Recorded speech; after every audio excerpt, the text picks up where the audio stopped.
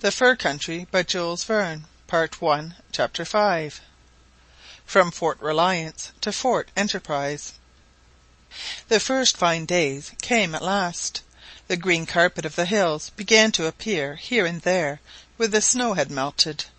A few migratory birds from the south, such as swans, bald-headed eagles, etc., passed through the warmer air. The poplars, birches, and willows began to bud, and the red-headed ducks, of which there are so many species in North America, to skim the surface of the numerous pools formed by the melted snow. Guillemots, puffins, and eider ducks sought colder latitudes, and little shrews, no bigger than a hazelnut, ventured from their holes, tracing strange figures on the ground with their tiny pointed tails. It was intoxicating once more to breathe the fresh air of spring, and to bask in the sunbeams. Nature awoke once more from her heavy sleep in the long winter night, and smiled as she opened her eyes. The renovation of creation in spring is perhaps more impressive in the Arctic regions than in any other portion of the globe, on account of the greater contrast with what has gone before. The thaw was not, however, complete. The thermometer, it is true, marked 41° Fahrenheit above zero, but the mean temperature of the nights kept the surface of the snowy plains solid, a good thing for the passage of sledges, of which Jasper Hobson meant to avail himself before the thaw became complete. The ice of the lake was still unbroken. During the last month several successful hunting expeditions had been made across the vast smooth plains, which were already frequented by game.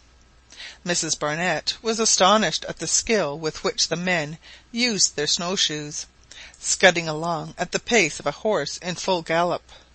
Following Captain Craventy's advice, the lady herself practised walking in these contrivances, and she soon became very expert in sliding over the snow. During the last few days several bands of Indians had arrived at the fort to exchange the spoils of the winter chase for manufactured goods. The season had been bad. There were a good many polecats and sables, but the furs of beavers, otters, lynxes, ermines, and foxes were scarce. It was therefore a wise step for the company to endeavour to explore a new country, where the wild animals had hitherto escaped the rapacity of man. On the morning of the 16th April, Lieutenant Jasper Hobson and his party were ready to start. The route across the known districts between the Slave Lake and that of the Great Bear, beyond the Arctic Circle, was already determined. Jasper Hobson was to make for Fort Confidence, on the northern extremity of the latter lake, and he was to revictual at Fort Enterprise, a station 200 miles further to the northwest, on the shores of the Snare Lake. By travelling at the rate of 15 miles a day, the lieutenant hoped to halt there at the beginning of May. From this point the expedition was to take the shortest route to Cape Bathurst on the North American coast. It was agreed that, in a year, Captain Craventy should send a convoy with provisions to Cape Bathurst, and that a detachment of the lieutenant's men was to go to meet this convoy, to guide it to the spot where the new fort was to be erected. This plan was a guarantee against any adverse circumstances, and left a means of communication with their fellow creatures open to the lieutenant and his voluntary companions in exile. On the 16th April, dogs and sledges were awaiting the travellers at the postern gate. Captain Craventy called the men of the party together and said a few kind words to them. He urged them above all things to stand by one another in the perils they might be called upon to meet, reminded them that the enterprise upon which they were about to enter required self-denial and devotion, and that submission to their officers was an indispensable condition of success. Cheers greeted the captain's speech. The adieux were quickly made, and each one took his place in the sledge assigned to him. Jasper Hobson and Sergeant Long went first, then Mrs Paulina Barnett and Madge, the latter dexterously wielding the long Eskimo whip terminating in a stiff thong. Thomas Black and one of the soldiers, the Canadian, Peterson, occupied the third sledge, and the others followed, Corporal and Mrs Joliffe bringing up the rear. According to the orders of Lieutenant Hobson, each driver kept as nearly as possible at the same distance from the preceding sledge, so as to avoid all confusion, a necessary precaution, as a collision between two sledges going at full speed might have had disastrous results. On leaving Fort Reliance, Jasper Hobson at once directed his course towards the northwest. The first thing to be done was to cross the large river connecting Lakes Slave and Wolseley, which was, however, still frozen so hard as to be undistinguishable from the vast white plains around. A uniform carpet of snow covered the whole country, and the sledges, drawn by their swift teams, sped rapidly over the firm, smooth surface. The weather was fine, but still cold. The sun, scarce above the horizon, described a lengthened curve, and its rays, reflected on the snow, gave more light than heat. Fortunately, not a breath of air stirred, and this lessened the severity of the cold, although the rapid pace of the sledges through the keen atmosphere must have been trying to any one not inured to the rigour of a polar climate. "A good beginning," said Jasper Hobson to the sergeant, who sat motionless beside him as if rooted to his seat. "The journey has commenced favourably. The sky is cloudless, the temperature propitious, our equipages shoot along like express trains, and as long as this fine weather lasts we shall get on capitally. What do you think, Sergeant Long?" "I agree with you, Lieutenant," replied the sergeant, who never differed from his chief. "Like myself, Sergeant, you are determined to push on as far north as possible, are you not?" resumed Lieutenant Hobson. "You have but to command to be obeyed, Lieutenant." "I know it, Sergeant. I know that with you to bear is to obey. Would that all our men understood as you do the importance of our mission, and would devote themselves body and soul to the interests of the company. Ah, Sergeant Long, I know if I gave you an impossible order—" "Lieutenant, there is no such thing as an impossible order. What, suppose now I ordered you to go to the North Pole?" "Lieutenant, I should go." "And to come back?" asked Jasper Hobson with a smile. "I should come back," replied Sergeant Long simply. During this colloquy between Lieutenant Hobson and his sergeant, a slight ascent compelled the sledges to slacken speed, and Mrs Barnett and Madge also exchanged a few sentences. These two intrepid women, in their otter-skin caps and white bearskin mantles, gazed in astonishment upon the rugged scenery around them, and at the white outlines of the huge glaciers standing out against the horizon. They had already left behind them the hills of the northern banks of the Slave Lake, with their summits crowned with the gaunt skeletons of trees. The vast plains stretched before them in apparently endless succession. The rapid flight and cries of a few birds of passage alone broke the monotony of the scene. Now and then a troop of swans, with plumage so white that the keenest sight could not distinguish them from the snow when they settled on the ground, rose into view in the clear blue atmosphere and pursued their journey to the north. "What an extraordinary country!" exclaimed Mrs Paulina Barnett. "What a difference between these polar regions and the great prairies of Australia!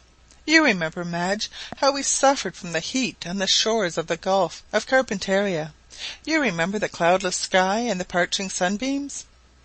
"My dear," replied Madge, "I have not the gift of remembering like you. You retain your impressions, I forget mine." "What, Madge?" cried Mrs Barnett. "You have forgotten the tropical heat of India, arid Australia? You have no recollections of our agonies when water failed us in the desert, when the pitiless sun scorched us to the bone, when even the night brought us no relief from our sufferings?" "No, Paulina," replied Madge, wrapping her furs more closely around her. "No, I remember nothing. How could I now recollect the sufferings to which you allude, the heat, the agonies of thirst? when we are surrounded on every side by ice, and I have but to stretch my arm out of the sledge and pick up a handful of snow. You talk to me of heat, when we are freezing beneath our bearskins. You recall the broiling rays of the sun, when its April beams cannot melt the icicles on our lips. No, child, no. Don't try to persuade me it's hot anywhere else. Don't tell me I ever complained of being too warm, for I shan't believe you." Mrs Paulina Barnett could not help smiling. "So, poor Madge," she said, "you are very cold." "Yes, child, I am cold, but I rather like this climate. I have no doubt it's very healthy, and I think North America will agree with me. It's really a fine country." "Yes, Madge, it is a fine country, and we have as yet seen none of the wonders it contains. But wait until we reach the Arctic Ocean. Wait until the winter shuts us in with its gigantic icebergs and thick coverings of snow. Wait till the northern storms break over us, and the glories of the aurora borealis and of the splendid constellations of the polar skies are spread out above our heads. Wait till we have lived through the strange long 6 months' night, and then indeed you will understand the infinite variety, the infinite beauty of our Creator's handiwork." Thus spoke Mrs Paulina Barnett, carried away by her vivid imagination. She could see nothing but beauty in these deserted regions, with their rigorous climate. Her enthusiasm got the better for the time of her judgment. Her sympathy with nature enabled her to read the touching poetry of the ice-bound north, the poetry embodied in the sagas and sung by the bards of the time of Ossian. But Madge, more matter-of-fact than her mistress, disguised from herself neither the dangers of an expedition to the Arctic Ocean, nor the sufferings involved in wintering only 30° at the most from the North Pole. And indeed the most robust had sometimes succumbed to the fatigues, privations, and mental and bodily agonies endured in this severe climate. Jasper Hobson had not, it is true, to press on to the very highest altitudes of the globe. He had not to reach the north itself, or to follow in its steps of Parry, Ross, McClure, Keane, Morton, and others. But after once crossing the Arctic Circle, there is little variation in the temperature. It does not increase in coldness in proportion to the elevation reached.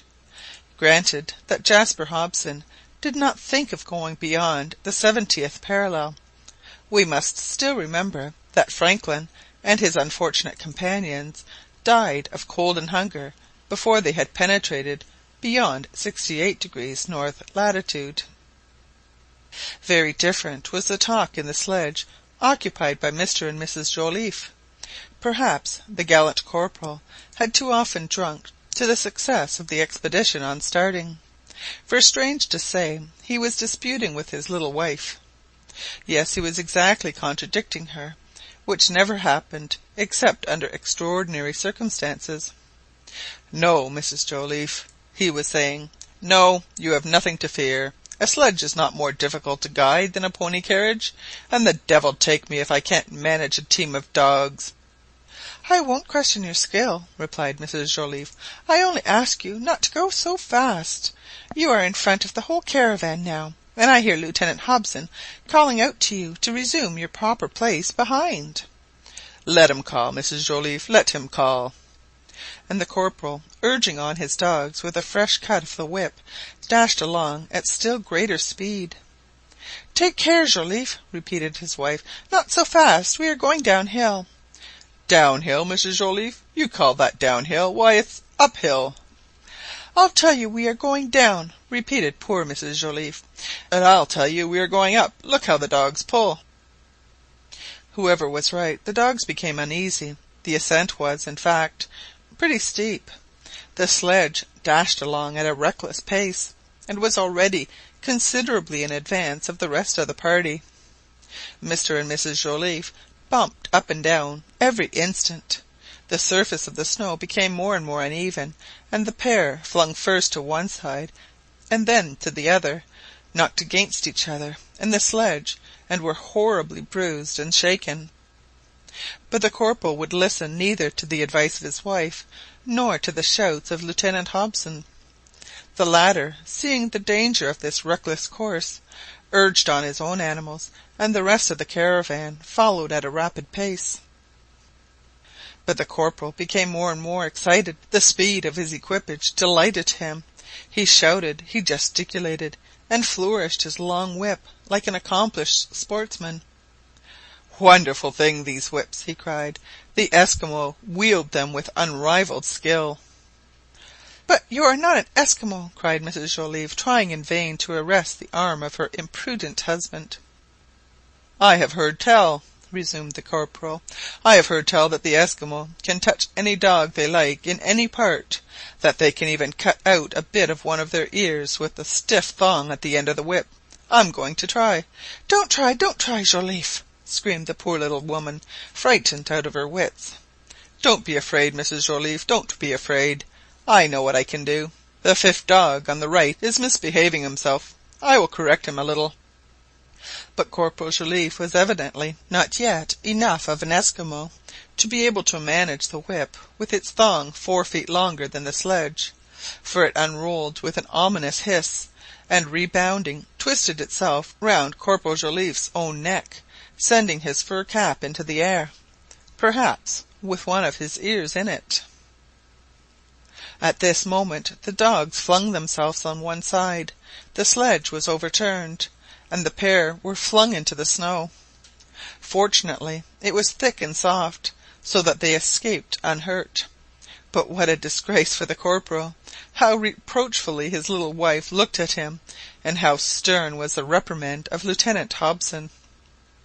The sledge was picked up, but it was decided that henceforth the rein of the dogs, like those of the household, were to be in the hands of Mrs Joliffe. The crestfallen corporal was obliged to submit, and the interrupted journey was resumed. No incident worth mentioning occurred during the next 15 days. The weather continued favourable, the cold was not too severe, and on the 1st May the expedition arrived at Fort Enterprise. End of Chapter 5.